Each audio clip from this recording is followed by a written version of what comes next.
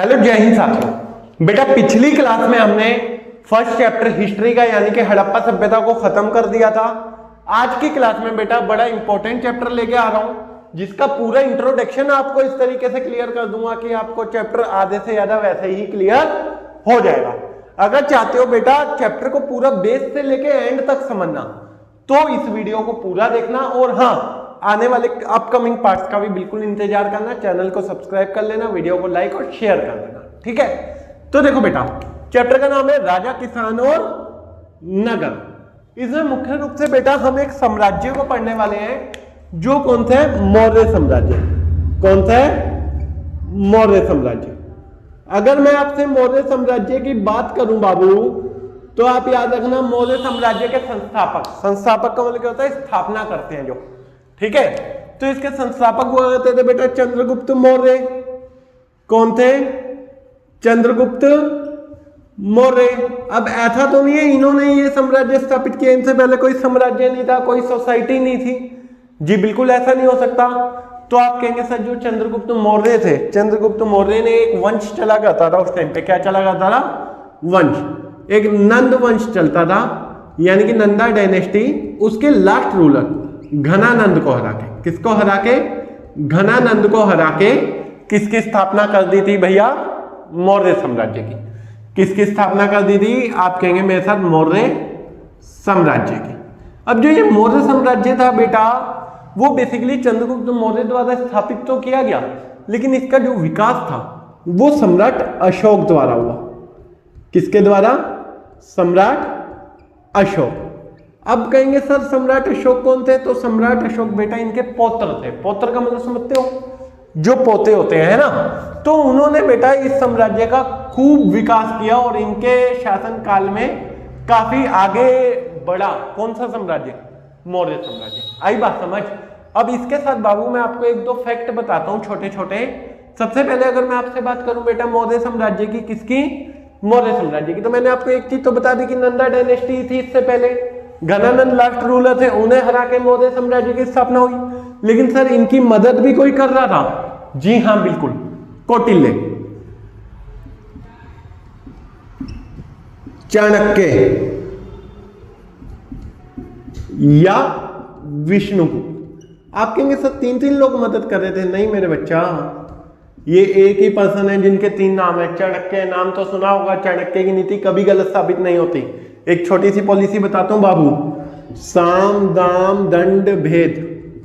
अगर हमें किसी को हराना है तो चारों नीतियां लगा दो, दंड भेद। पहली नीति है शांति से समझा लो, अच्छी बात है वो समझ जाए। पैसा दे दो, चलो पैसे से मान जाए। दंड, मारो पकड़ के ना माने फिर भी तो। लास्ट नीति होती है बेटा भेद। भेद का मतलब क्या होता है, जिसका जो उसके साथ खड़ा हुआ है उसका साथ तोड़ दो। अगर हमने उसका साथ तोड़ दिया तो हम सामने वाले को हराने में बड़ी आसानी से सक्षम हो जाएंगे। तो ये साम दाम दंड भेद की नीति है जो किसके द्वारा अपनाई गई है, कौटिल्य, चाणक्य या विष्णुगुप्त।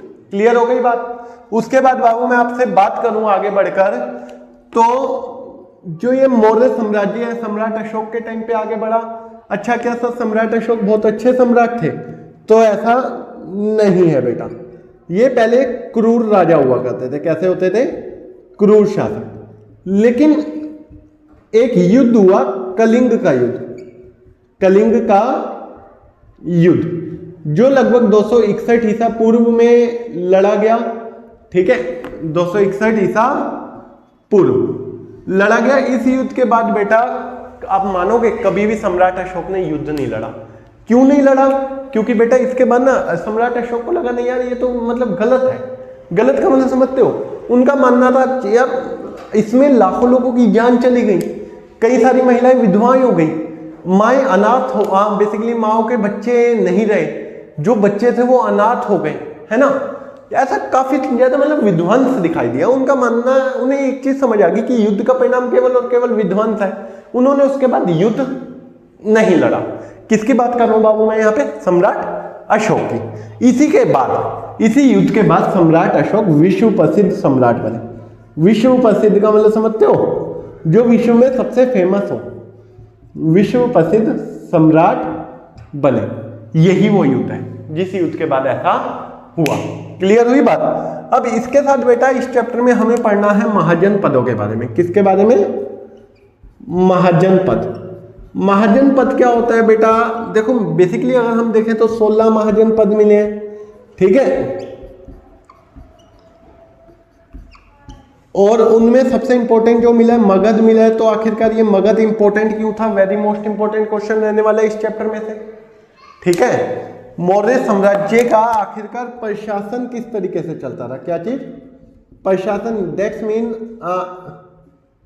एडमिनिस्ट्रेशन किस तरीके से चलता था, ये भी एक वैल्यूएबल क्वेश्चन रहेगा इस चैप्टर में से, ठीक है। उसके साथ साथ बाबू एक क्वेश्चन आता है इसमें से मेन मुख्य तौर पर जो दिखाई देता है वो दिखाई देता है अभिलेख।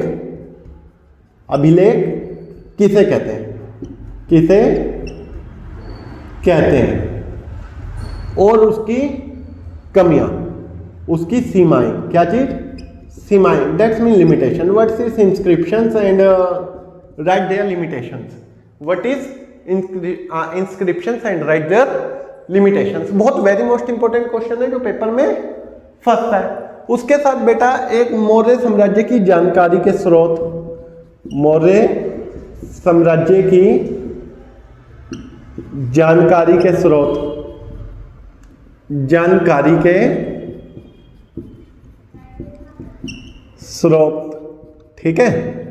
उसके साथ भी बेटा कई सारे इंपॉर्टेंट क्वेश्चन इसमें हमें दिखने वाले हैं जो हम एक एक एक एक करके बहुत अच्छे से डीपली पढ़ेंगे, ठीक है। अगर बेटा वीडियो बिल्कुल पसंद आई हो तो बस कुछ नहीं करना यार, एक शेयर कर देना है, एक लाइक कर देना है ना, और चैनल को सब्सक्राइब करते हुए चलना और अपने दोस्तों को ज्यादा से ज्यादा शेयर कर दो यार, ठीक है, ताकि हमारा मनोबल बढ़ता रहे, हम आपके लिए बेहतर से बेहतर क्वालिटी ला सके, है ना। हम भी चाहते हैं यार बच्चों के लिए आराम से इधर स्मार्ट बोर्ड हो, हम भी पिक्चर वगैरह दिखा के पढ़ा दें, है ना। लेकिन उसके लिए थोड़ा बजट चाहिए और बजट के लिए आपका कंट्रीब्यूशन चाहिए। और कंट्रीब्यूशन क्या होगा भैया? आपका एक एक सब्सक्राइब, है ना। तो बस इतना सा ही काम करना है और कुछ नहीं करना। जय हिंद, जय भारत।